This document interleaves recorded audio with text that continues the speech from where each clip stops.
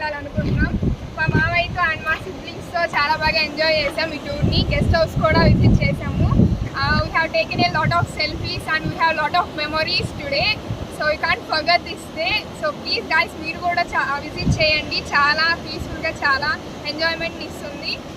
Okay guys, bye.